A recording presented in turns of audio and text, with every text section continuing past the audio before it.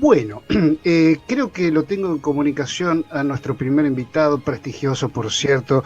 Estoy en comunicación con el doctor Roberto Bichacra, quien es médico especialista ahí lo tengo, perfecto, perfecto, en psiquiatría, especialista en infanto juvenil, gran difusor de la dislexia. Doctor, buen día, ¿cómo le va? Buenos Gustavo, días. perdón, yo le dije Gustavo. Roberto, perdón, Gustavo, mil disculpas, mil disculpas. No, por favor. Bueno, ¿cómo le va, doctor? Buen día. Muy bien. ¿Y ustedes cómo andan? Bien, un placer escucharlo, verlo. Lo vengo rastreando desde hace bastante tiempo y ahí por fin lo podemos tener aquí en nuestro programa. Le agradezco que nos atienda tan tempranito. Bueno, la verdad es que el tema de la dislexia es un tema, y lo veo yo como docente también, gran difusor usted acerca de esta temática. En principio, doctor, me gustaría preguntarle qué es la dislexia. Bueno, la dislexia es una dificultad para leer en una persona inteligente. Es una persona inteligente, un chiquito al que se le ha enseñado a leer, porque la lectura no es innata como el habla, pero que por una razón neurobiológica y hereditaria no lo puede hacer como el resto de sus compañeros, a pesar de haber sido instruido de una manera adecuada, ¿no es cierto? Porque hay diferentes modos de enseñar la lectura, pero si se ha enseñado la lectura y el chiquito, porque tiene antecedentes genéticos, generalmente dificultades en el habla, tiene dificultades para aprender a leer en forma fluida, sin cometer errores y en forma automatizada, es decir, que no estás pensando que estás leyendo, es decir, eso es la dislexia, ¿no? Es una Ujú. condición que perdura toda la vida. Ah, Lamentablemente nosotros no tenemos la formación ni como médicos, ni ustedes como docentes de esto, afecta al 10-20% de la población, y es una de las principales causas de fracaso escolar, que generalmente se malinterpreta y después ahí viene el gran problema que son las consecuencias emocionales que le produce a un chiquito enfrentarse a lo que no puede porque no se le brindan las herramientas que necesitan para aprender de la manera que él puede, ¿no? ujú. Usted dice, bueno, me quedé pensando en donde no hay comprimido, no hay tratamiento, sí de mejora, calculo yo, a nivel cognitivo, pero no, cognitivo no, porque usted dice que es una persona Sí. inteligente, o sea que, pero bueno, el tratamiento, ¿cuál sería, doctor? Sí, cognitivo sí es, porque en realidad, es decir, esto es una condición neurobiológica, pero gracias a Dios, nuestra plasticidad cerebral, incluso aunque seamos grandes, es decir, va haciendo nuevas conexiones, es decir, vino Claro, cableado diferente, vamos a hacer esto, claro, a decir claro. esto, al venir cableado diferente y al tener un chiquito la posibilidad de poder hacer nuevas conexiones, porque cada aprendizaje es una conexión nueva neuronal, es decir, puede llegar a compensarse. Hay cosas que no desaparecen, por ejemplo, los errores de ortografía, que son una característica de esta dificultad, que en general persisten durante toda la vida, especialmente los tildes. Después, es decir, hay determinadas características como la dificultad de comprensión. Yo te voy a explicar, es decir, Sí, por favor. cómo es el tema de la comprensión, porque en realidad la persona es inteligente, vos hablas con él y decir, te habla de la Segunda Guerra Mundial, un chiquito de segundo grado, y dice, pero no puede ser que lea como Claro. un chiquito de jardín de infantes. Entonces, esto pasa por la automatización de la lectura. Una vez que nosotros aprendemos a leer, leemos por dos rutas. Vos y yo leemos por dos rutas. Por una ruta visual, que es la que vemos todo como un dibujo, pero no decodificamos. Y una ruta fonológica, que es la que utilizamos cuando aprendemos a leer. Y cuando leemos palabras poco conocidas o poco habituales, que es una ruta lenta. Y si nosotros Ujú. leemos, estoy en la casa de mi mamá estudiando el tema del ácido desoxirribonucleico.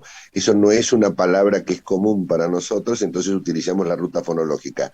Y el resto de las palabras conocidas, es decir, las leemos como si fuera un dibujo. Nosotros aprendemos de esa manera. Y leemos de esa manera, porque nosotros leemos un diario y nos encontramos con una palabra poco habitual o poco conocida y nos enlentecemos para decodificarla y después que la leemos 5 veces, Claro. la mandamos a nuestra caja de palabras y después ya la leemos por la ruta visual, que es la rápida, de una manera adecuada y en forma automática. Y automático es importante porque la automaticidad, nosotros utilizamos la lectura como un medio para poder aprender. Primero, segundo, Ujú. tercer grado se aprende a leer, a partir de tercer grado uno aprende a través de la lectura.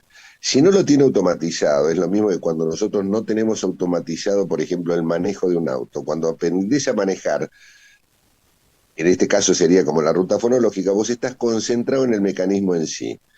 Vos ponés primera, segunda, tercera, cuarta, y yo te pregunto, ¿qué decía el cartel aquel? ¿Qué sé yo? Yo estaba concentrado en claro. poner los cambios, en poner el pie en el embrague, y entonces, al no tenerlo automatizado, es decir, me tengo que concentrar en el mecanismo.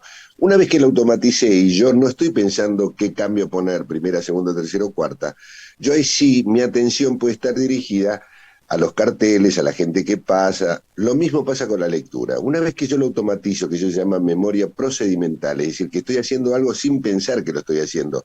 Yo estoy hablando con vos sin pensar cómo tengo que mover la boca, me concentro en lo que te quiero transmitir, pero no en cómo tengo que mover la boca. Lo mismo pasa con la lectura.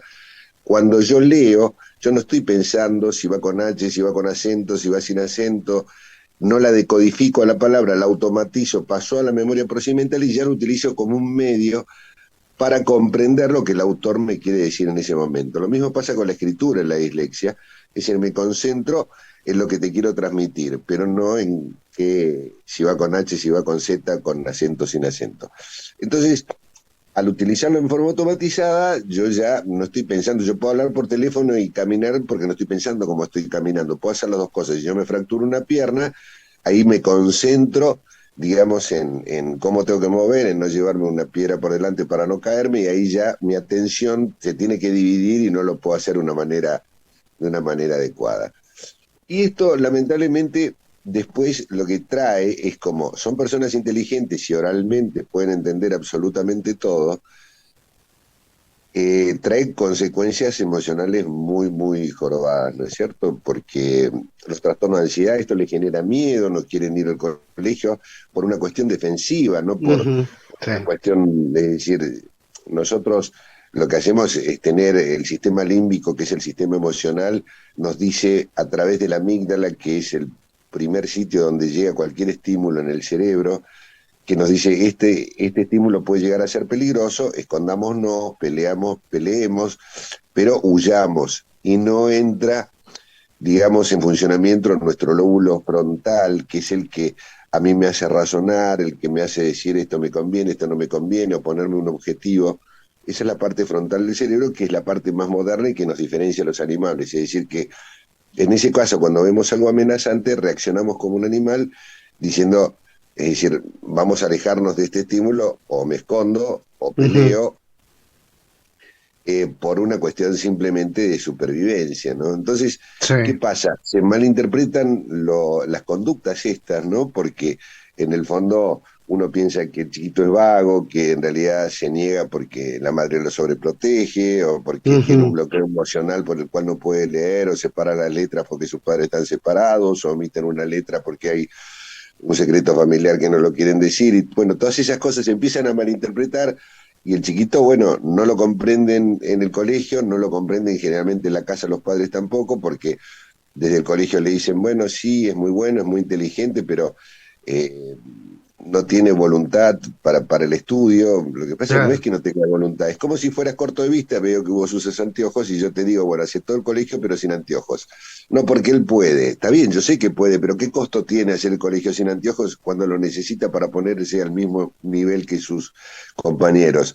Entonces, dáselo al anteojo, y a veces piensan que agrandar una letra, adelantar un texto, darle la posibilidad a un oral es una ventaja frente a sus compañeros, y a veces los compañeros hasta lo ven como, si uno no les explica, lo ven como una ventaja. Ah, no, no vale, ¿por qué le separan las preguntas a él? ¿O por qué se lo hacen más corto? Como yo digo, más corto, pero más difícil si querés, porque no es una cuestión de inteligencia, pasa por una cuestión de tiempo que le lleva a decodificar la lectura.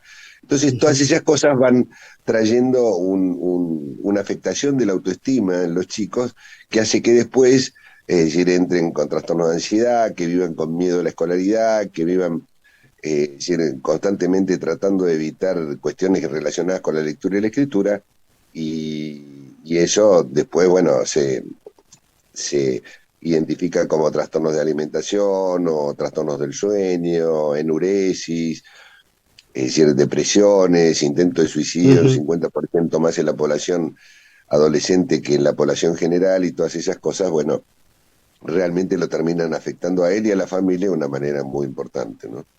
Lo que me lleva a pensar en toda esta excelente explicación, doctor, la pregunta es, ¿el diagnóstico habitualmente se hace rápido, tarda, esto complejiza mucho más la evolución del pacientito, ¿no? Porque, digo, entre los papás y los docentes que no están preparados, a mí, yo, como soy docente de adultos, esta problemática no me llega, pero sí la atención está focalizada en primaria. Digo, el diagnóstico es un problema en esta patología, pregunto si es patología o Sí, no. sí, bueno, no es una patología, es una condición, le llamamos nosotros una manera de pensar diferente.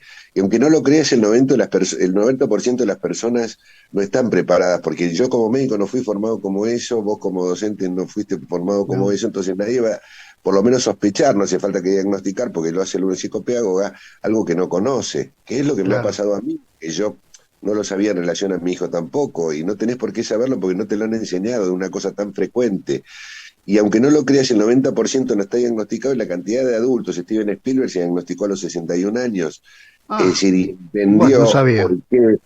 por qué hay un videíto que dice Spielberg dislexia, Steven Lo Spielberg, voy a buscar, lo voy a buscar. y eso, te digo, te da con claridad el concepto de cómo la pasó mal con bullying en el colegio, porque no lo entendía él, no lo entendían sus amigos, sus compañeros, y eso lo llevó a un gran fracaso.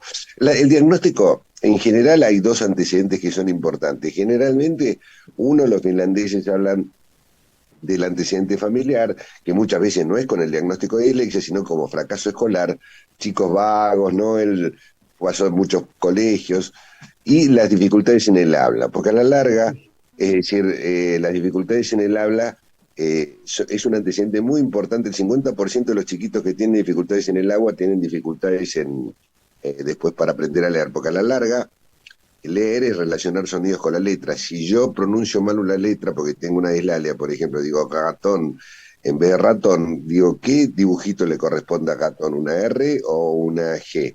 Entonces, cualquier dificultad en el habla, es decir, a la larga, cuando tiene 3 4 años, si se corrige, digamos, por medio de una fonoaudióloga, el chiquito va a poder después relacionar un sonido con la letra. Eso es lo que nosotros llamamos conciencia fonológica, que es la condición sine qua non para aprender a leer, poder relacionar, poder separar mentalmente una palabra de la otra, poder separar una palabra en golpecitos, en sílabas de conciencia silábica, y después la conciencia fonémica es poder identificar un sonido dentro de una palabra, un sonido inicial, medio y final.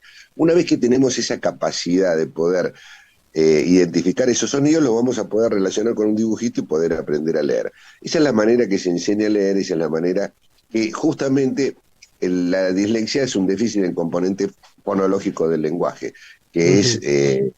la imposibilidad de poder relacionar sonidos con letras. Entonces, los dos antecedentes importantes son el antecedente familiar, sin diagnóstico incluso de que le ha ido mal a alguien en el colegio, y después la dificultad para poder relacionar los sonidos con las letras, ¿no? Es decir, estas dificultades en el Sí. habla.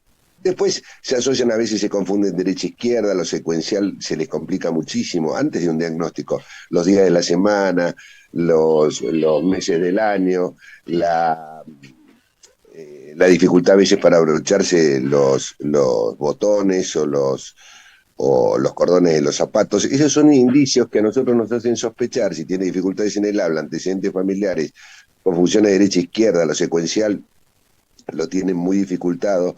Es decir, esas son cositas que a nosotros nos orientan como para decir, bueno, este chiquito tiene un diagnóstico de riesgo de dislexia y poder trabajarlo tempranamente como para que pueda llegar a primer grado teniendo esa habilidad de la conciencia Ujú. fonológica, y en ese caso le damos la posibilidad de poder aprender a leer como el resto de sus compañeros. La verdad, doctor, una explicación para ponerle un moño. Ahora, yo sumo a la gente a que lo siga el doctor, porque usted es un, como decía al principio, es un férreo defensor de la información, de la difusión, que es fundamental a la hora de saber dónde estamos parados frente a este tipo de casos, ¿no? Porque en las redes sociales usted postea muchos ejemplos de los chicos, Claro. para poder diferenciar, ¿no? Aquí está la garra que usted le pone a esto, doctor. Calculo que ese es el objetivo, ¿no? Difundir la Ese es el objetivo. información. ¿Sabes? Lo que pasa es que la pasamos muy mal con nuestros hijos. Yo no conocía el tema, es decir, a pesar de ser médico, los neurólogos también lo confunden. A veces se confunden las conductas los psiquiatras porque terminan yendo a los psicólogos estos chicos cuando en realidad Es decir, es conocer la causa de por qué tienen determinados comportamientos. Es decir, a veces un chico tiene la necesidad absoluta de poder pertenecer. Una vez Claro, satisfechas las necesidades básicas, lo que quiere el chico para desarrollar su autoestima es que lo valoren sus propios compañeros o que lo valore su profesor. Y en sí. estos casos, como no tienen la posibilidad de ser valorados académicamente, dicen, bueno, entonces me busco algo, a veces inadecuado, soy el primero que me fumo un porro, o soy el primero que hago un lío, o me puedo hacer valorar porque hago lío en la clase y Ujú. jorobo un profesor. Entonces, no importa cuál sea, si él no puede por algo bueno hacerse valer, bueno, va a buscar algo malo, como pasa, vos sabés que el 40% de los presos en España tienen dislexia, y eso, 40, el 40%, sí, de los presos. muchísimo, Hay un es trabajo, ¿sí? muchísimo. Es muchísimo. Entonces, y bueno, también hay obviamente premios Nobel de bioquímica, de ingeniería, bueno, tenemos Steve Jobs, Bill Gates, imagínate los inventos que han hecho, pero bueno, tienen una manera de pensar diferente, tienen una manera de aprender diferente. Vos, una persona con dislexia, le pones un video previamente, como es más visual, ellos se manejan con imágenes, de hecho su pensamiento es entre 400 a 2000 veces más rápido que el nuestro, pero no lo pueden poner en palabras. Entonces, Claro, si nosotros le damos la posibilidad de la oralidad, que es lo que más frecuente, siendo concreto, porque al manejarte con imágenes el 60% de nuestro léxico es abstracto, si no tenemos la posibilidad de que esa imagen o esa pregunta él la pueda identificar mentalmente como un dibujo, es decir, va a fracasar. Por ejemplo, yo le pregunto, referime cuáles son las fuentes de la historia, el referime no se puede hacer imagen, la fuente piensa que es la que echa agua de Avenida Libertador, entonces no entiende. Yo le pregunto, decime, ¿de dónde los historiadores sacan los datos para hacer la historia? Y eso le puede representar un 10 o un 3, es decir, de acuerdo a cómo se lo pregunte. Por eso la ley 27.306, que nosotros hemos trabajado en su momento muchos años para que salga, es decir, habla de asegurarse que entendió la consigna, aparte de adelantar un texto, de dar un poquito más de tiempo, de evitar, sí se pueden corregir, pero no puntuar los errores de ortografía, pues lo van a acompañar toda la vida, porque si no son cositas que constantemente el chico estudia hasta las 12 de la noche y al otro día viene alguien y le dice te tenés que esforzar un poco más. El padre claro, lo toma porque en el claro. fondo dice, no, este es un vago, el profesor le dice, no, pero es inteligente, pero tendría que ponerse un poquito más de las pilas, y él dice, pero ¿cómo me voy a poner más pilas si estuve hasta las 12 de la noche, mis compañeros estuvieron andando en bicicleta y yo estuve estudiando y nadie me entiende en casa? Entonces, bueno, ahí corremos el riesgo de que se vayan para la calle para ser valorizados por otra cosa y corremos ese gran riesgo. Bueno, la drogadicción está, los trastornos de la alimentación están a la orden del día en esto cuando no se lo comprende en forma adecuada. No todos Totalmente. terminan así, obviamente no todos terminan así, porque depende del temperamento con el que venga ese chico. Vos sabés que nosotros, la personalidad es el temperamento más el carácter. El carácter es lo que nosotros vamos adquiriendo en base a las experiencias que tenemos con nuestros padres, con nuestros profesores, con nuestros amigos, y es modificable. En teoría el carácter se forma para controlar el temperamento, pero el temperamento viene de fábrica y es inamovible. Tenemos 4 temperamentos. Uno es el temperamento de los chicos que son más desnucados, que están llenos de amigos, que se tiran de un ala delta sin nunca haber subido un ala delta. El segundo temperamento es el que va a su zona de confort, que tiene 3 o 4 amigos, que no le gusta lo nuevo y sin embargo sigue su vida normalmente, pero no le gusta innovar. El tercer temperamento es el que vive a expensas de lo que piensan o dicen los demás, es decir, hacen todo por miedo a que lo joroben o a ver cómo voy a quedar. Y el cuarto temperamento es la hormiguita trabajadora, en el cual en base a la constancia llora, pero en base a la constancia logra el objetivo.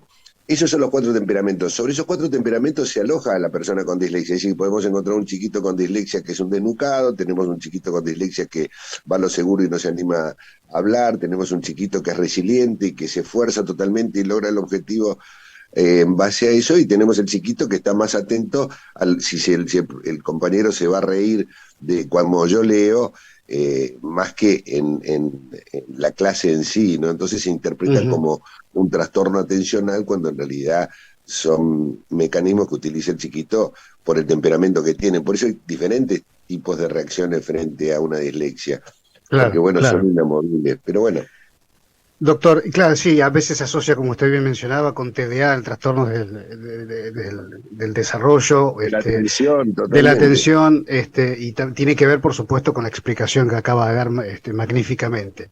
Querido amigo, muchísimas gracias, ha sido Por realmente un favor, placer, un honor tenerlo en nuestro programa y hasta cuando usted me lo permita. cuando quieras. Te mando un abrazo enorme y muchas gracias por haberme llamado. Un placer escucharlo, doctor. Muchísimas Chao, gracias. querido.